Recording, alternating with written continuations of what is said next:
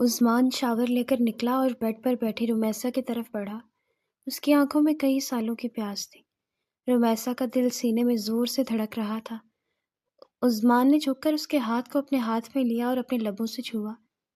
کیا آج میں بھی ایک عام اور بے ذوق شوہر کی طرح اپنی بیوی کے ساتھ ایک ہی بستر میں سو جاؤں؟ کیا تم مجھے اجازت دو گی کہ میں اپنا وہ حق استعمال کروں جو تم نے مجھے معاہدے کے ختم ہونے پر دیا؟ عثمان نے جذباتی انداز میں کہا اور آہستہ سے رمیسا کا ہاتھ چومتے ہوئے اپنے شرٹ لیس سینے پر رکھ لیا۔ یہاں صرف تمہاری جگہ ہے۔ اس کی آنکھوں میں پہلی بار محبت کی وہ گہرائی تھی جو صرف روح سے روح تک جاتی ہے۔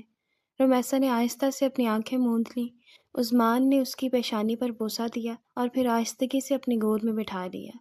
ایک ہی جھٹکے میں وہ اس کو بھی شرٹ سے آزاد کر کے اس کے چہرے کا نگوش چومتا ہوا اس کے ہونٹوں تک آ پہنچا۔ ان کا بوسہ صرف محبت کا اظہار نہیں تھا، یہ اقرار تھا دو زخمی روحوں کے ملاپ کا جو بالآخر ایک دوسرے میں اپنا سکون مکمل تلاش کر چکی تھیں۔ معاہدہ ختم ہو چکا تھا اور اب صرف بے انتہا اور گہرا عشق باقی تھا۔ میں تمہارے ساتھ مزید نہیں رہ سکتا فاریہ، بس ختم۔ عثمان نے اپنے لہجے میں موجود آخری تحمل کو استعمال کرتے ہوئے کہا اور کمرے میں گہری خاموشی چھا گئی۔ کیا؟ صرف اس لیے کہ میں نے عائلہ کو شور مچانے سے منع کر دیا؟ تم پاگل ہو گئے ہو عثمان، اتنی سی بات پر طلاقیں نہیں ہوتی۔ یہ شور کی بات نہیں، یہ 4 سال کی مسلسل خود غرضی کی بات ہے۔ تمہاری دنیا صرف تمہارا فون اور تمہاری سوشل لائف ہے۔ عائلہ بھی رو رہی تھی اور تم لائیو سیشن میں ہاں ہاں کر رہی تھی۔ عثمان نے غصے پر قابو پانے کی ناکام کوشش کی۔ میں بھی کماتی ہوں، میرا بھی اپنا حلقہ ہے، میرے فالوورز ہیں۔ تم چاہتے ہو میں سارے دن ایک بچی کے ساتھ بیٹھی رہوں؟ نینی کس لیے ہے؟ فاریہ نے لاپرواہی سے سگریٹ کیس نکالا۔ تم ماں کس لیے ہو؟ تم نے اسے جنم دیا ہے۔ نینی کی بات کر رہی ہو؟ وہ میری بیٹی کی حقیقی ماں کے طور پر اس کے ساتھ وقت گزار سکتی ہے۔ بس بہت ہو گیا، تم ہمیشہ میرے پروفیشن کو بدنام کرتے ہو۔ ٹھیک ہے، میں بھی اس کٹھن سے آزاد ہونا چاہتی ہوں، مگر یاد رکھنا تمہارا انجام بھی اچھا نہیں ہوگا۔ مجھے اس کی پرواہ نہیں ہے، میری بیٹی کی ذہنی صحت سب سے اہم ہے۔ میں تمہیں طلاق دیتا ہوں، عثمان نے کھڑے ہوتے ہوئے فیصلہ سنا دیا۔ فاریہ کا چہرہ ایک لمحے کو سپاٹ ہوا، وہ پھر تیزی سے واک ان کلازٹ کی طرف مڑی۔ اس کی ایڑیوں کی آواز کمرے کی خاموشی کو چیر رہی تھی۔ عثمان کو اس لمحے احساس ہوا کہ وہ آزاد ہو گئے ہیں۔ اس نے گہرا سانس لیا اور بیڈ کے کنارے پر بیٹھی 4 سالہ عائلہ کو دیکھا جو اپنا ٹیڈی بیئر سختی سے پکڑے سسک رہی تھی۔ میری جان، بابا کے پاس آؤ، اب کوئی لڑائی نہیں ہوگی، عثمان نے نرمی سے کہا۔ ماما چلی گئی؟ عائلہ نے پوچھا۔ ہاں ماما تھوڑے دن کے لیے باہر گئی ہیں، اب بابا اور عائلہ صرف باتیں کریں گے، ٹھیک ہے؟ عثمان نے اسے گود میں اٹھا لیا۔ ملازمہ نے فوراً آ کر اطلاع دی کہ ڈرائیور فاریہ کا سارا سامان لے کر نکل چکا ہے۔ عثمان نے عائلہ کو سینے سے لگائے ایک لمبی آہ بھری۔ اسے اب ایک ایسے شخص کی ضرورت تھی جو عائلہ کے لیے نینی سے بڑھ کر ہو۔ سوشل میڈیا پر اگلے ہی دن یہ خبر جنگل کی آگ کی طرح پھیل گئی کہ عثمان سکندر نے اپنی بیوی کو طلاق دے دی۔ چچا جان، میری فائنل رپورٹ تو ابھی آئی نہیں، صرف شک کی بنیاد پر آپ نے منگنی توڑ دی؟ رمیسا نے اپنے چچا جلال سے بھرائی ہوئی آواز میں پوچھا۔ رمیسا، دنیا داریاں سمجھو، کینسر کا نام ہی بہت ہے، اگر کوئی مرض نہ بھی نکلا تو یہ دھبا تو لگ گیا نا۔ میں اپنے بیٹے کی زندگی کیوں خراب کروں؟ تمہیں یہ گھر چھوڑنا ہوگا۔ چچا جلال نے بے رخی سے کہا۔ میں آپ پر بوجھ نہیں ہوں، میں نوکری کرتی ہوں اور عنقریب یہ جگہ بھی چھوڑ دوں گی۔ بہت بہتر، جاؤ پھر، تمہاری خودداری تمہیں ہی مبارک ہو، چچا جلال نے کمرے سے نکلتے ہوئے کہا۔ رمیسا نے فوراً ضروری چیزیں ایک بیگ میں ڈالی اور ایک سہیلی کے گھر کی طرف چل پڑی۔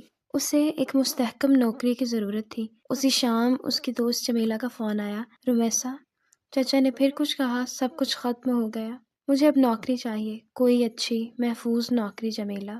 تمہاری کوالیفیکیشن کی وجہ سے میرے باس نے تمہارا نام تجویز کیا تھا۔ ایک بہت بڑے بزنس مین کو اپنی بیٹی کے لیے نینی سے بڑھ کر ایک گورنس چاہیے، تنخواہ بہت اچھی ہے اور رہائش بھی وہیں ہوگی۔ تفصیلات بتاؤ، مجھے یہ موقع چاہیے۔ بزنس مین کا نام ہے عثمان سکندر، جو ابھی ابھی طلاق کی وجہ سے خبروں میں ہے۔ کل صبح 9 بجے ان کے دفتر میں پہنچ جانا، جمیلہ نے مختصر انداز میں کہا۔ رمیسا نے فون بند کر دیا۔ اس نے بیگ کو مضبوطی سے تھاما اور اپنے نئے سفر کی طرف قدم بڑھا دیے۔ بیٹھ جائیے مس رمیسا۔ شکریہ عثمان صاحب، یہ رمیسا نے کہا جو میز کی دوسری طرف بیٹھ گئی، تھوڑی نروس مگر پرعزم۔ جمیلہ نے آپ کی تعلیمی اور اخلاقی پس منظر کی بہت تعریف کی ہے، مگر آپ کو معلوم ہے کہ میں اپنی بیٹی عائلہ کے لیے نینی نہیں بلکہ اس کی ایک ساتھی تلاش کر رہا ہوں۔ میں عائلہ کی دوست بن سکتی ہوں عثمان صاحب، وہ ایک اچھی نینی بھی یہی کرتی ہے۔ میرا ماننا ہے کہ بچے کو پیار اور وقت دینا ایک ملازمت نہیں بلکہ ایک ذمہ داری ہے۔ میں اسے صرف حروف اور عادات نہیں سکھاؤں گی بلکہ میں اسے یہ سکھاؤں گی کہ اسے ٹوٹے ہوئے خاندان کے باوجود محبت کا حق حاصل ہے۔ رمیسا نے نہایت پر اعتماد لہجے میں کہا۔ عثمان نے فائل بند کی، اس کی نگاہیں رمیسا کے چہرے پر جم گئیں۔ آپ کی رپورٹس کا کیا معاملہ ہے رمیسا؟ رمیسا کا چہرہ ایک لمحے کے لیے اتر گیا۔ میرے ڈاکٹرز نے کہا تھا کہ یہ صرف ایک اندیشہ ہے، فائنل رپورٹس ابھی تک نہیں آئی ہیں۔ اس ڈر نے ہی میرے پرانے تعلقات ختم کروا دیے، رمیسا نے صاف گوئی سے کہا۔ اور آپ کو لگتا ہے کہ آپ کی یہ ممکنہ صحت کی صورتحال عائلہ کی نگہداشت پر اثر نہیں ڈالے گی؟ میں یہاں کام کرنے کی خواہش مند ہوں، اگر مجھے بیماری نے بھی آ گھیرا تو اس وقت تک میں اپنا کام پوری ایمانداری سے کروں گی۔ میں کمزور نہیں ہوں عثمان صاحب، اور میرے پاس کھونے کو اب کچھ نہیں بچا، صرف اپنا وقار ہے، رمیسا نے ٹھوس لہجے میں جواب دیا۔ عثمان کو ایک جھٹکا سا لگا، اس نے تھوڑا سا کرسی پر پیچھے ٹیک لگائی۔ میں آپ کو ملازمت دیتا ہوں، آپ کا عہدہ گورننس کا ہوگا، تنخواہ مارکیٹ سے کہیں زیادہ ہوگی۔ میں شکر گزار ہوں عثمان صاحب، شرط یہ ہے کہ آپ یہاں میرے گھر پر ہی رہیں گی۔ فاریہ کے جانے کے بعد عائلہ کو 24 گھنٹے کی نگہداشت کی ضرورت ہے۔ آپ کی ذاتی زندگی کا کوئی مسئلہ میری بیٹی کی زندگی پر اثر انداز نہیں ہونا چاہیے۔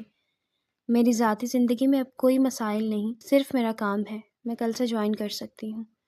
اگلے دن شام کو رمیسا سامان کا چھوٹا سا بیگ لے کر عثمان کی وسیع و عریض کوٹھی میں داخل ہوئی۔ رمیسا، آپ کا عہدہ گورننس کا ہوگا، اور میں امید کرتا ہوں کہ آپ صرف میری بیٹی کو نہیں بلکہ میرے گھر کو بھی نظم و ضبط سکھائیں گی۔ میں اپنی ذمہ داریوں سے خوب واقف ہوں عثمان صاحب۔ عثمان نے ملازمہ مسز رفت کو اشارہ کیا۔ مسز رفت آپ کو عائلہ کے کمرے کی رہنمائی کریں گی۔ میرا مشورہ ہے کہ آپ اسے وقت دیں، وہ ابھی صدمے میں ہے۔ عثمان بغیر کوئی اور بات کیے اپنی اسٹڈی روم کی طرف مڑ گیا۔ رمیسا نے مسز رفت کے پیچھے قدم بڑھائے۔ بڑا نازک وقت ہے بیٹی، مسز رفت نے دھیمی آواز میں کہا۔ میں سمجھتی ہوں، رمیسا نے جواب دیا اور عائلہ کے کمرے میں داخل ہو گئی۔ عائلہ 4 سال کی تھی اور بیڈ پر ٹیڈی بیئر کے ساتھ خاموش بیٹھی تھی۔ اس نے سر اٹھا کر رمیسا کو دیکھا مگر پھر فوراً نظریں جھکا لیں۔ ہیلو عائلہ، میرا نام رمیسا ہے اور میں تمہاری نئی گورننس ہوں۔ آپ بھی چلی جائیں گی؟ عائلہ نے پوچھا۔ میں نہیں جاؤں گی، میں تمہیں کہانیاں سناؤں گی اور تمہارے ساتھ پینٹنگ کروں گی، رمیسا نے بیڈ کے کنارے پر بیٹھتے ہوئے نرمی سے کہا۔ عائلہ نے آہستہ سے اپنا ٹیڈی بیئر رمیسا کی طرف بڑھا دیا۔ یہ بہت ڈر رہا ہے۔ اچھا، ہم دونوں مل کر اسے بہادری سکھائیں گے، رمیسا نے ٹیڈی بیئر کو پکڑ کر مسکراتے ہوئے کہا۔ عثمان نے دروازے کی جری سے یہ منظر دیکھا۔ اس کی بیٹی نے پہلی بار کسی اجنبی کو اس قدر قبول کیا تھا۔ اگلے 2 ہفتوں میں رمیسا نے پورے گھر میں ایک مثبت تبدیلی پیدا کر دی تھی۔ عائلہ دوبارہ کھل کر ہنسنے لگی تھی اور باقاعدگی سے پڑھائی اور پینٹنگ کرنے لگی تھی۔ ایک شام عثمان کاروباری دستاویز پر کام کر رہا تھا کہ مسز رفت آئیں۔ عثمان صاحب، رمیسا نے آپ کی میز پر ایک فائل رکھی ہے۔ کیسی فائل؟ عثمان نے حیرت سے پوچھا۔ وہ کل شام کو جب آپ کے کچھ ساتھی نئی انویسٹمنٹ پر بات کر رہے تھے تو وہ کچن سے سن رہی تھی۔ اس نے کہا کہ آپ کو یہ اعداد و شمار دیکھنے چاہیے۔ عثمان نے فائل اٹھائی۔ وہ رمیسا کی ہینڈ رائٹنگ میں ایک نہایت تجزیاتی رپورٹ تھی جس میں اس کے آنے والی انویسٹمنٹ میں ایک بڑے ممکنہ نقصان کی نشاندہی کی گئی تھی جس پر عثمان کی نظر نہیں گئی تھی۔ عثمان حیران رہ گیا۔ رمیسا صرف گورننس نہیں تھی، وہ اس کی کمپنی کے مینیجر سے بہتر کاروباری تجزیہ کر سکتی تھی۔ عثمان سیدھا رمیسا کے کمرے میں گیا، دروازہ کھٹکھٹایا۔ میں اندر آ جاؤں؟ جی عثمان صاحب، رمیسا نے کہا جو ایک کتاب پڑھ رہی تھی۔ یہ کیا ہے؟ عثمان نے فائل اس کی طرف بڑھائی۔ آپ کی نئی انویسٹمنٹ میں ایک بہت بڑی قانونی رقم کی نشاندہی تھی۔ اور آپ نے یہ کیوں کیا؟ آپ کو تنخواہ عائلہ کی دیکھ بھال کی ملتی ہے، یہ میری اخلاقی ذمہ داری تھی۔ آپ نے میرے لیے ایک چھت مہیا کی ہے اور میری عزت کی ہے، میں آپ کو ایک بڑے نقصان سے بچانا اپنا فرض سمجھتی ہوں۔ عثمان کو پہلی بار رمیسا کی آنکھوں میں ایک ایسی چمک نظر آئی جو فاریہ میں کبھی نہیں دیکھی تھی۔ یہاں لالچ نہیں، صرف خلوص تھا۔ آپ نے میرے لاکھوں روپے بچا لیے، آپ کا شکریہ۔ مجھے کوئی شکریہ نہیں چاہیے عثمان صاحب، صرف عائلہ کی مسکراہٹ اور آپ کا اعتماد میرے لیے کافی ہے۔ عثمان نے سر ہلایا اور بغیر کچھ کہے واپس مڑ گیا۔ اس نے پہلی بار محسوس کیا کہ اس کے گھر کی دیواریں جو فاریہ کے جانے کے بعد کھوکھلی ہو چکی تھیں اب رمیسا کے وجود سے مضبوط ہو رہی ہیں۔ اب اسے رمیسا صرف عائلہ کی دیکھ بھال والی نہیں بلکہ ایک قابل پرعزم عورت نظر آنے لگی تھی۔ مجھے کچھ ضروری بات کرنی ہے رمیسا۔ فرمائیے عثمان صاحب، رمیسا نے کہا، جو اگلے دن دوپہر کے کھانے کے بعد کچن میں عائلہ کے لیے اسنیکس تیار کر رہی تھی۔ پچھلے ہفتے جو آپ نے کاروباری تجزیہ کیا وہ غیر معمولی تھا۔ میں آپ کو اس کی بہت اچھی قیمت ادا کرنا چاہتا ہوں۔ آپ کی تنخواہ میں خاطر خواہ اضافہ کر دیا جائے گا۔ میں نے کوئی کاروباری معاہدہ نہیں کیا تھا عثمان صاحب، اور میرے کام کی قدردانی ہو چکی ہے۔ مزید پیسوں کی ضرورت نہیں۔ رمیسا نے بغیر مڑے کام جاری رکھا۔ اس کی یہ انکار کی عادت مجھے پریشان کرتی ہے، اور آپ کی ہر چیز کو پیسوں میں تولنے کی عادت مجھے۔ رمیسا نے مسکراتے ہوئے کہا۔ عثمان کو ایک جھٹکا سا لگا۔ کسی نے اسے ایسے جواب دینے کی ہمت نہیں کی تھی۔ اس کے چہرے پر تھوڑی مسکراہٹ آ گئی۔ اچھا تو بتائیے، آپ کس چیز میں اپنی قدردانی چاہتی ہیں؟ مجھے عائلہ کے مستقبل کے لیے آپ کی اجازت چاہیے۔ وہ پینٹنگ میں غیر معمولی دلچسپی دکھا رہی ہے۔ میں چاہتی ہوں کہ اسے دنیا کے بہترین تعلیمی وسائل ملیں۔ آپ اس کے لیے ایک مکمل تعلیمی منصوبہ بنائیں۔ عثمان نے تسلی دی۔ اس کی نظریں رمیسا کی محنت سے بنی ہوئی ڈش پر جم گئیں۔ آپ میری مدد کریں گے؟ میں کاروباری آدمی ہوں، آپ عائلہ کے باپ ہیں، یہی کافی ہے۔ اگر آپ ہر ہفتے شام میں صرف آدھا گھنٹہ اس کے ساتھ پڑھائی یا پینٹنگ پر لگائیں گے تو یہ کسی بھی فنڈ سے زیادہ قیمتی ہوگا، رمیسا نے کمال سادگی سے کہا۔ عثمان کو لگا جیسے کسی نے ایک سادہ سی حقیقت سے اسے شرمندہ کر دیا ہو۔ فاریہ کے ساتھ وہ عائلہ کے لیے صرف پیسے دیتا تھا۔ ٹھیک ہے، میں اس پر غور کروں گا، عثمان نے قدرے جھنجھلاہٹ میں کہا اور مڑ کر چل پڑا۔ اس شام عائلہ نے ٹی وی دیکھنے کی بجائے پینٹنگ کا سامان نکالا اور رمیسا کو اپنے پاس بلا لیا۔ رمیسا، یہ بابا کی تصویر ہے۔ عائلہ نے پیلے اور نیلے رنگوں کا ایک مجموعہ دکھایا۔ یہ تو بہت پیاری ہے، مگر بابا کہاں ہے؟ بابا اپنی اسٹڈی میں ہیں، وہ بہت مصروف رہتے ہیں، عائلہ نے اداسی سے کہا۔ اتنے میں دروازہ آہستہ سے کھلا اور عثمان اندر داخل ہوا۔ میں بھی پینٹ کر سکتا ہوں؟ عائلہ نے حیرت سے اپنے بابا کو دیکھا اور پھر ایک خوشی کی چیخ ماری۔ بابا، آپ بیٹھے، یہ رہا رنگ۔ عائلہ نے اسے چھوٹی سی برش تھما دی۔ عثمان نے زندگی میں پہلی بار سنجیدگی سے برش پکڑا۔ رمیسا ایک طرف خاموش کھڑی مسکرا رہی تھی۔ اس نے دیکھا کہ عثمان کا سخت کاروباری چہرہ عائلہ کے ساتھ مصروفیت میں نرم پڑ رہا تھا۔ یہ آپ کیا بنا رہے ہو بابا؟ عائلہ نے پوچھا۔ میں ایک گھر بنا رہا ہوں، ایک مضبوط گھر جہاں صرف ہم تین ہوں گے، عثمان نے کچھ سوچتے ہوئے کہا۔ رمیسا نے محسوس کیا کہ عثمان لفظ ہم کا استعمال کر چکا تھا۔ اس کا مقصد پورا ہو رہا تھا۔ عثمان اور عائلہ کے بیچ کی دیوار کمزور ہو رہی تھی۔ مجھے آپ سے بہت اہم بات کرنی ہے رمیسا، عثمان نے اگلے ہفتے شام کے کھانے کے بعد سنجیدگی سے کہا۔ وہ رمیسا کو اپنے دفتر میں لے آیا۔ فرمائیے عثمان صاحب، کیا عائلہ کے تعلیمی منصوبے میں کوئی مسئلہ ہے؟ رمیسا نے میز کے پاس کھڑے ہوتے ہوئے پوچھا۔ مسئلہ عائلہ میں نہیں، مجھ میں ہے۔ میرے والدین اور معاشرہ مجھ پر دوبارہ شادی کرنے کے لیے دباؤ ڈال رہا ہے۔ وہ سمجھتے ہیں کہ عائلہ کو ماں کا سایہ چاہیے۔ رمیسا خاموش رہی۔ میں ایک رسمی شادی کا فیصلہ کر چکا ہوں۔ عثمان اپنے الفاظ کا اثر دیکھنے کے لیے رکا۔ میں سمجھتی ہوں آپ کو عائلہ کے لیے یہ کرنا چاہیے، رمیسا نے تحمل سے کہا۔ میں یہ شادی آپ سے کرنا چاہتا ہوں۔ رمیسا کی آنکھیں حیرت سے پھیل گئیں۔ کیا عثمان صاحب، آپ کیا کہہ رہے ہیں؟ میں سنجیدہ ہوں۔ میری شادی کی واحد وجہ عائلہ ہے اور آپ سے بہتر اس کی نگہداشت کوئی نہیں کر سکتا۔ آپ سے شادی کا مطلب ہے عائلہ کو ایک مستحکم ماں دینا، یعنی آپ مجھے نینی سے ترقی دے کر قانونی ماں کا عہدہ دے رہے ہیں؟ رمیسا نے تلخی چھپانے کی کوشش کی۔ میں صاف بات کر رہا ہوں، یہ ایک معاہدے کی شادی ہوگی، صرف عائلہ کے لیے اور میرے والدین کے سامنے میری پوزیشن مضبوط کرنے کے لیے۔ یہ ایک رشتہ ہے، مگر بغیر کسی ذاتی توقع کے۔ رمیسا نے چند لمحے سوچا۔ اس کے ذہن میں اس کی بیماری کا خوف، چچا کا رویہ اور بے یقینی کی زندگی گھوم گئی۔ عثمان کا گھر ایک محفوظ پناہ گاہ تھا، اور میری رپورٹس کا کیا ہوگا؟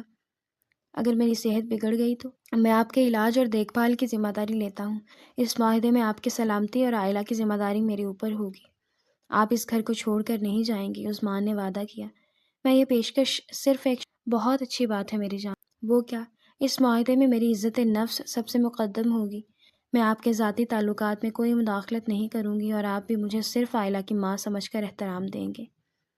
ہمارا یہ معاہدہ مجھے لگتا ہے آپ جذباتی ہو رہے ہیں عثمان صاحب، اور جذباتی فیصلے عموماً کاروباری دنیا میں تباہ کن ثابت ہوتے ہیں۔ رمیسا نے اپنا ہاتھ آہستگی سے عثمان کے ہاتھ سے چھڑاتے ہوئے کہا۔ اس کی آواز میں لرزش تھی مگر وہ اپنے دفاع پر ڈٹی تھی۔ یہاں کوئی کاروبار نہیں ہو رہا رومیسا، یہاں میں اپنی غلطیاں سدھارنے کی کوشش کر رہا ہوں۔ میں نے پہلی بار کسی عورت کو اس کی مکمل شخصیت کے ساتھ تسلیم کیا ہے۔ میں نے کبھی نہیں چاہا کہ آپ مجھ پر مہربان ہوں۔ یہ مہربانی نہیں ہے، یہ میرا حق ہے۔ تم میری قانونی بیوی ہو اور میں تمہارا ہوں مکمل طور پر۔ عثمان نے اچانک اس کا ہاتھ تھام کر اپنے دل پر رکھا۔ یہاں صرف تمہاری جگہ ہے۔ رومیسا کی آنکھیں نم ہو گئیں۔ وہ اس قدر سچے اور مضبوط اعتراف کے لیے تیار نہیں تھی۔ اگر یہ آئلہ کی خواہش نہ ہوتی تو کیا آپ تب بھی یہ قدم اٹھاتے؟ رومیسا نے اپنے آخری شک کو دور کرنے کی کوشش کی۔ آئلہ کی خواہش نے مجھے صرف راستہ دکھایا، منزل تو تم ہو۔ میں نے یہ محسوس کیا کہ فاریہ کے جانے کے بعد جو خالی پن تھا وہ تمہارے وجود سے بھر چکا ہے۔ اب مجھے سکون ملتا ہے، ورنہ یہ گھر میرے لیے ایک پرسکون جیل تھا۔ رومیسا نے آہستہ سے اپنا سر جھکا لیا۔ برسوں سے ٹھکرائے جانے اور اکیلے پن کا خوف اسے لمحے بھر کے لیے کمزور کر گیا، اور اگر کبھی میں نے محسوس کیا کہ یہ سب صرف آئلہ کی خواہش ہے تو میں فوراً یہ رشتہ ختم کر دوں گی۔ رومیسا نے اپنے دل کی تمام تر مضبوطی استعمال کرتے ہوئے کہا۔ عثمان کے چہرے پر ایک گہری اور حقیقی مسکراہٹ آئی جو پہلے کبھی نہیں دیکھی تھی۔ یہ سن کر اچھا لگا میری جانا۔ رومیسا ایک لمحے کو جھجکی۔ یہ میری جانا کا لفظ اس کے لیے نیا اور بہت گہرا تھا۔ اگلے دن آئلہ اسکول سے آئی تو خوشی سے چیخ پڑی، ماں میں نے مس کو بتایا آپ اور بابا ہمیشہ۔ بہت اچھی بات ہے میری جان۔ کچھ دنوں بعد عثمان کے دفتر میں ایک اہم میٹنگ تھی اور اسے بیرون ملک کا سفر کرنا تھا۔ وہ رومیسا کو اپنا شیڈول دے کر روانہ ہو گیا۔ فاریہ اس روز پہلی بار واپس آئی تھی۔ مسز رفعت، عثمان اندر ہے؟ فاریہ نے شان سے پوچھا۔ نہیں بی بی، صاحب باہر گئے ہیں، مسز رفعت نے جواب دیا۔ فاریہ نے اندر قدم رکھا۔ اس کی نگاہیں رومیسا پر پڑی جو آئلہ کے ساتھ باغ میں کھیل رہی تھی۔ اوہ، تو یہ ہے وہ نئی گورننس جسے میری جگہ لایا گیا ہے، فاریہ نے طنزیہ لہجے میں کہا۔ رومیسا نے آئلہ کو گلے سے لگایا اور پھر فاریہ کی طرف مڑی۔ میں عثمان سکندر کی بیوی ہوں، فاریہ صاحبہ، اور آئلہ کی ماں، رومیسا نے پرسکون مگر پر اعتماد لہجے میں جواب دیا۔ فاریہ کے چہرے کا رنگ اڑ گیا۔ وہ توقع کر رہی تھی وہ کسی نوکرانی سے بات کر رہی ہے۔ تم اس کی بیوی ہو؟ عثمان اتنا گر گیا۔ تمہاری پوزیشن تو میں جانتی ہوں، تم ایک ملازمہ تھی جسے ترس کھا کر جگہ ملی۔ ہم دونوں کی پوزیشن عثمان کے لیے بہت واضح ہے، اور آپ کی پوزیشن بھی، رومیسا نے کہا۔ اس کی آنکھوں میں کوئی خوف نہیں تھا۔ یہ مت بھولو کہ میرا خون اس بچی میں ہے، میں اسے واپس لے کر جا سکتی ہوں، فاریہ نے دھمکی دی۔ آپ اگر اس کی ماں ہوتی تو پہلے چھوڑ کر نہ جاتی، اور رہی بات لے کر جانے کی تو آپ کی قانونی حیثیت آپ کے طلاق نامے میں لکھی ہوئی ہے، اور میری حیثیت میرے نکاح نامے میں۔ آئلہ اب میرے ساتھ محفوظ ہے۔ رومیسا نے مضبوطی سے آئلہ کا ہاتھ پکڑ لیا۔ فاریہ کو لگا جیسے کوئی دیوار کھڑی ہو گئی ہے۔ وہ مزید بحث کرنے کے بجائے طیش میں چلی گئی اور اپنا غصہ چھپانے کے لیے مڑ کر دروازے کی طرف بڑھی۔ یہ کھیل ابھی ختم نہیں ہوا ہے، فاریہ نے جاتے ہوئے بڑبڑایا۔ رومیسا نے اطمینان کا سانس لیا۔ اس نے آئلہ کو گود میں اٹھایا اور اسے پیار کیا۔ وہ سمجھ گئی تھی کہ اس گھر میں ایک نئی جنگ شروع ہو چکی ہے۔ یہ سچ تھا جو میں نے سنا، فاریہ آئی تھی اور تم نے اسے اس طرح جواب دیا تھا؟ عثمان نے سفر سے واپس آ کر رات کو رومیسا سے پوچھا۔ اس کی آواز میں حیرت تھی اور کچھ دبی ہوئی مسکراہٹ بھی تھی۔ اس کی یہ ہمت تھی کہ وہ آپ کے کمرے میں گھس کر یہ سب کہہ گئی۔ رومیسا بیڈ پر تکیہ لگائے بیٹھی تھی۔ اسے لگا ہوگا کہ وہ ایک ملازمہ کو ڈرا رہی ہے۔ تم نے جو موقف لیا مجھے پسند آیا۔ یہ تم نے آئلہ کے لیے کیا، میں جانتا ہوں۔ میں نے اپنا فرض ادا کیا۔ عثمان صاحب، آئلہ کو یہ احساس نہیں ہونا چاہیے کہ یہ گھر کسی بھی وقت ٹوٹ سکتا ہے، اور تم نے میرے کاروبار کو بچا کر جو کیا تھا، کیا وہ بھی تمہارا فرض تھا؟ عثمان نے پوچھا۔ وہ ڈریسنگ گاؤن پہنے اس کے بیڈ کے کنارے بیٹھ چکا تھا۔ آپ اس بات پر اب بھی الجھے ہوئے ہیں؟ میں الجھا ہوا ہوں فاریہ میری قانونی بیوی تھی، مگر وہ ہمیشہ مجھے ہلکے میں لیتی تھی۔ تم میری معاہدے کی بیوی ہو، مگر تم مجھ پر حق جتاتی ہو۔ حق جتاتی نہیں، آپ کو سچ بتاتی ہوں۔ رومیسا نے تصحیح کی۔ یہ حق ہی تو ہے۔ میں پہلی بار محسوس کر رہا ہوں کہ میرے اور آئلہ کے گرد ایک مضبوط دیوار کھڑی ہے۔ عثمان نے اپنے جذبات پر قابو پانے کی کوشش کی۔ رومیسا خاموش ہو گئی۔ عثمان کا پہلی بار کسی جذباتی تعلق کا اعتراف کرنا اسے عجیب سا لگا۔ آئلہ کی خواہش ہے کہ اس سالگرہ پر اسے چھوٹا بھائی ملے۔ عثمان نے غیر متوقع طور پر کہا۔ یہ تو بچوں جیسی خواہش ہے، رومیسا نے حیران ہو کر کہا۔ اور بچوں کی خواہشوں کو پورا کرنا باپ کا فرض ہوتا ہے، عثمان نے کہا اور رومیسا کی آنکھوں میں گہرائی سے دیکھا۔ رومیسا اٹھ کر بیٹھ گئی۔ آپ کیا کہنا چاہ رہے ہیں؟ ہم نے ایک معاہدہ کیا تھا عثمان صاحب، رومیسا نے سختی سے کہا۔ میں جانتا ہوں، مگر اس معاہدے کی میعاد ختم ہو چکی ہے میرے لیے۔ آئلہ کو ایک مکمل خاندان چاہیے اور مجھے ایک مکمل بیوی۔ عثمان نے اپنا ہاتھ اس کے ہاتھ کی طرف بڑھایا۔ یہ سب صرف عائلہ کی خواہش کی وجہ سے؟ رمیسا نے تلخی سے پوچھا۔ شاید شروع میں، مگر اب نہیں۔ تمہارے بغیر میرے گھر میں صرف خاموشی ہے۔ تم نے اسے زندگی بخشی ہے۔ میں یہ حق صرف اس لیے نہیں مانگ رہا کہ مجھے باپ بننا ہے، بلکہ اس لیے مانگ رہا ہوں کہ مجھے تمہارا شوہر بننا ہے، ایک مکمل شوہر، عثمان نے کہا اور اس کا ہاتھ اپنے ہاتھ میں لے لیا۔ رمیسا کا دل تیزی سے دھڑکنے لگا۔ اس کے ذہن میں اس کی بیماری کا خوف آیا۔ اگر میری رپورٹس میں کچھ غلط نکلا تو ہم دنیا کے بہترین ڈاکٹر سے علاج کروائیں گے۔ میں تمہارے ہر ڈر کے ساتھ کھڑا ہوں رمیسا۔ مجھے تمہاری بیماری کا ڈر نہیں، مجھے تمہارے چلے جانے کا ڈر ہے۔ یہ ایک ٹھوس وعدہ تھا جو اس مرد نے کیا تھا جو ہر چیز کو پہلے صرف عقل کی کسوٹی پر پرکھتا تھا۔ مجھے لگتا ہے آپ جذباتی ہو رہے ہیں عثمان صاحب، اور جذباتی فیصلے عموماً کاروباری دنیا میں تباہ کن ثابت ہوتے ہیں۔ رمیسا نے اپنا ہاتھ آہستگی سے عثمان کے ہاتھ سے چھڑاتے ہوئے کہا۔ اس کی آواز میں لرزش تھی، مگر وہ اپنے دفاع پر ڈٹی تھی۔ یہاں کوئی کاروبار نہیں ہو رہا رمیسا، یہاں میں اپنی غلطیاں سدھارنے کی کوشش کر رہا ہوں۔ میں نے پہلی بار کسی عورت کو اس کی مکمل شخصیت کے ساتھ تسلیم کیا ہے۔ میں نے کبھی نہیں چاہا کہ آپ مجھ پر مہربان ہوں۔ یہ مہربانی نہیں ہے، یہ میرا حق ہے۔ تم میری قانونی بیوی ہو اور میں تمہارا ہوں مکمل طور پر۔ عثمان نے اچانک اس کا ہاتھ تھام کر اپنے دل پر رکھا۔ یہاں صرف تمہاری جگہ ہے۔ رمیسا کی آنکھیں نم ہو گئیں۔ وہ اس قدر سچے اور مضبوط اعتراف کے لیے تیار نہیں تھی۔ اگر یہ عائلہ کی خواہش نہ ہوتی تو کیا آپ تب بھی یہ قدم اٹھاتے؟ رمیسا نے اپنے آخری شک کو دور کرنے کی کوشش کی۔ عائلہ کی خواہش نے مجھے صرف راستہ دکھایا، منزل تو تم ہو۔ میں نے یہ محسوس کیا کہ فاریہ کے جانے کے بعد جو خالی پن تھا وہ تمہارے وجود سے بھر چکا ہے۔ اب مجھے سکون ملتا ہے، ورنہ یہ گھر میرے لیے ایک پرسکون جیل تھا۔ رمیسا نے آہستہ سے اپنا سر جھکا لیا۔ برسوں سے ٹھکرائے جانے اور اکیلے پن کا خوف اسے لمحے بھر کے لیے کمزور کر گیا۔ اور اگر کبھی میں نے محسوس کیا کہ یہ سب صرف عائلہ کی خواہش ہے تو میں فوراً یہ رشتہ ختم کر دوں گی، رمیسا نے اپنے دل کی تمام تر مضبوطی استعمال کرتے ہوئے کہا۔ عثمان کے چہرے پر ایک گہری اور حقیقی مسکراہٹ آئی جو پہلے کبھی نہیں دیکھی تھی۔ یہ سن کر اچھا لگا میری جانا۔ رمیسا ایک لمحے کو جھجکی۔ یہ میری جانا کا لفظ اس کے لیے نیا اور بہت گہرا تھا۔ اگلے دن عائلہ اسکول سے آئی تو خوشی سے چیخ پڑی، ماں میں نے مس کو بتایا آپ اور بابا ہمیشہ ساتھ رہتے ہیں۔ یہ تو بہت اچھی بات ہے عائلہ۔ رمیسا نے اسے گلے سے لگا لیا۔ شام کو کھانے پر عثمان نے رمیسا کا ہاتھ اپنے ہاتھ میں لیا۔ میں بہت خوش ہوں، ابھی بہت لمبا سفر ہے۔ رمیسا نے اس کے ہاتھ کو محسوس کرتے ہوئے کہا، مجھے لگتا ہے کہ آپ کی سابقہ اہلیہ کو اس تبدیلی کی خبر لگ چکی ہے۔ کیا مطلب؟ عثمان نے چونک کر پوچھا۔ فاریہ نے آج مسز رفعت کو فون کیا تھا۔ بہت تفصیل سے گھر کے اندرونی معاملات پوچھ رہی تھی۔ اس کی دلچسپی عائلہ میں نہیں تھی بلکہ ہماری قربت میں تھی۔ عثمان کے پیشانی پر بل پڑ گئے۔ وہ عورت کبھی نہیں بدلے گی۔ وہ آ رہی ہے عثمان۔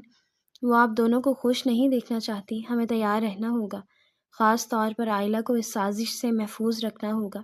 رمیسا نے متنبہ کیا، تمہیں لگتا ہے کہ وہ عائلہ کو استعمال کرے گی؟ عثمان نے فکر مندی سے پوچھا۔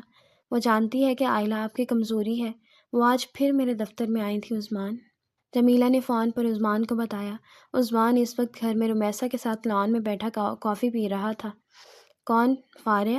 اس نے پوچھا کہ تمہاری نئی بیوی یعنی رمیسا کا رشتہ عائلہ کے ساتھ کیسا چل رہا ہے اور تمہاری زندگی میں تبدیلی تو نہیں آئی؟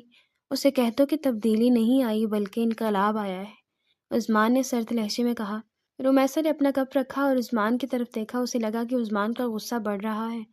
وہ تمہیں بھڑکانے کی کوشش کر رہی ہے۔ اس کا مقصد یہ ہے کہ تم غصے میں کوئی غلط قدم اٹھاؤ۔ وہ جانتی ہے کہ تم صرف عائلہ کی وجہ سے میرے قریب ہو اور وہ یہی شک تمہارے دل میں دوبارہ پیدا کرنا چاہتی ہے۔ جمیلہ نے مزید وضاحت کی۔ عثمان نے جمیلہ کو مناسب جواب دے کر فون بند کر دیا۔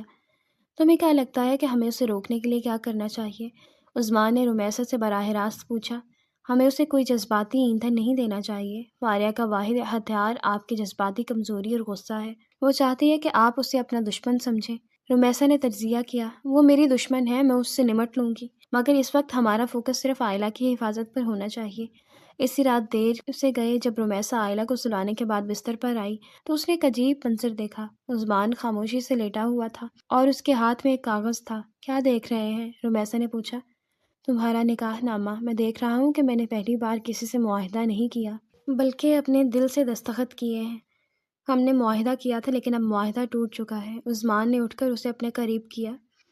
میں یہ سب صرف عائلہ کی خواہش کی وجہ سے نہیں کر رہا۔ میں نے یہ محسوس کیا ہے کہ میری زندگی کا سکون تمہارے اندر ہے۔ رمیسا نے اپنا سر عثمان کے سینے سے لگا دیا۔ اسے ایسا تحفظ کبھی محسوس نہیں ہوا تھا۔ اس نے اپنا ہاتھ عثمان کے مضبوط بازو پر رکھا۔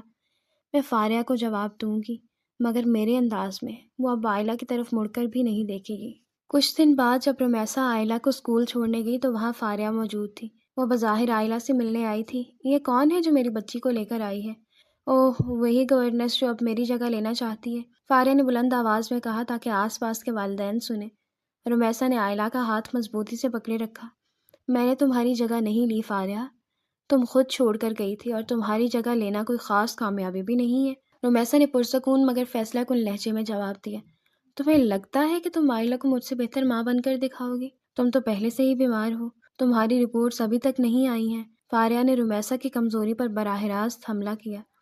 میں بیمار ہوں یا نہیں، یہ صرف میرا معاملہ ہے، لیکن میں تمہاری طرح جذباتی طور پر بیمار نہیں ہوں۔ تم اس بچی کو بھی سوشل میڈیا پر لائکس کے لیے استعمال کرنے کی کوشش کر رہی ہو۔ آئلہ کی زندگی میں اب کوئی خلا نہیں رہا، رمیسا نے سکون سے کہا۔ اور عثمان، کیا وہ تمہیں ایسے قبول کرے گا جب اسے پتہ چلے گا کہ تم شاید کسی بڑی بیماری میں مبتلا ہو؟ فاریہ نے طعنہ دیا۔ وہ یہ سب جانتا ہے، اور وہ صرف میرے ساتھ نہیں کھڑا بلکہ وہ میرے ہر ڈر کے ساتھ کھڑا ہے۔ اس نے مجھے قبول کر لیا ہے میرے تمام نقائص کے ساتھ، رمیسا نے مسکراتے ہوئے کہا۔ اور رہی تمہاری بات، تم نے سستا سودا کیا تھا۔ فاریہ کو لگا جیسے رمیسا کی اس ایک بات نے اسے زمین میں گاڑ دیا۔ اس وقت اس کی آنکھوں میں شدید غصہ تھا۔ میں تمہیں برباد کر دوں گی، فاریہ نے ہتک آمیز لہجے میں کہا۔ تم پہلے ہی برباد ہو چکی ہو فاریہ، جب تم نے محبت پر شہرت کو ترجیح دی۔ اب جاؤ اور کسی اور کی زندگی خراب نہ کرو۔ وہ آئلہ کو لے کر اسکول کے گیٹ کی طرف مڑ گئی۔ فاریہ وہیں کھڑی رہ گئی۔ اسے شدت سے احساس ہوا کہ اس کی جگہ لینے والی عورت کمزور نہیں بلکہ فولادی ارادوں کی مالک ہے۔ آپ کی فائنل رپورٹس آ گئی ہیں رمیسا صاحبہ، ڈاکٹر فیروز نے عثمان اور رمیسا کو اپنے سامنے بیٹھے دیکھ کر کہا۔ عثمان نے فوراً رمیسا کا ہاتھ مضبوطی سے تھام لیا۔ کمرے میں شدید خاموشی چھا گئی۔ میں تیار ہوں، رمیسا نے کہا، مگر اس کی آواز میں ہلکی سی لرزش تھی۔ میں آپ کو مبارکباد دیتا ہوں، آپ مکمل طور پر صحت مند ہیں، آپ کو کوئی بھی سنگین عارضہ نہیں ہے، ڈاکٹر نے مسکراتے ہوئے کہا۔ رمیسا کے چہرے کا رنگ اچانک بدل گیا، آنکھوں میں آنسو آ گئے۔ یہ خوف جس نے اس کی زندگی اور اس کے رشتے اور اس کی عزت نفس کو متاثر کیا تھا، آج ختم ہو چکا تھا۔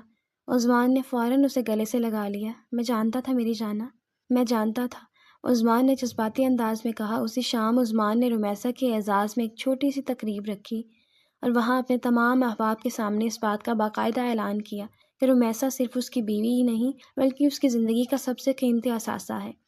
فاریہ کو جب رمیسا کی صحت یابی اور اس کے کاروبار پر ہونے والی مسلسل نقصان کی خبر ملی تو وہ بوکھلا گئی۔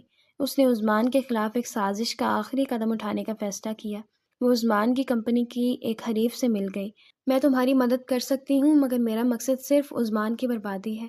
حریف نے فاریہ کو بڑے کاروباری معاملات میں استعمال کیا اور اسے دھوکہ دے کر اس کے تمام بچے کھچے فنڈز لے کر فرار ہو گیا۔ فاریہ کو چند ہی ہفتوں میں احساس ہو گیا وہ ہر جگہ سے ہار چکی ہے۔ اس کا فخر اور سوشل امیج مکمل طور پر ٹوٹ گیا ہے۔ اس کے 1 مہینے بعد آئلہ کی سالگرہ کا دن تھا۔ عثمان اور رمیسا آئلہ کی خواہش پر اسے ایک چھوٹا بھائی یا بہن دینے کے لیے تیار تھے۔ آئلہ نے سالگرہ کے کیک پر لگی موم بتیاں بجھائیں۔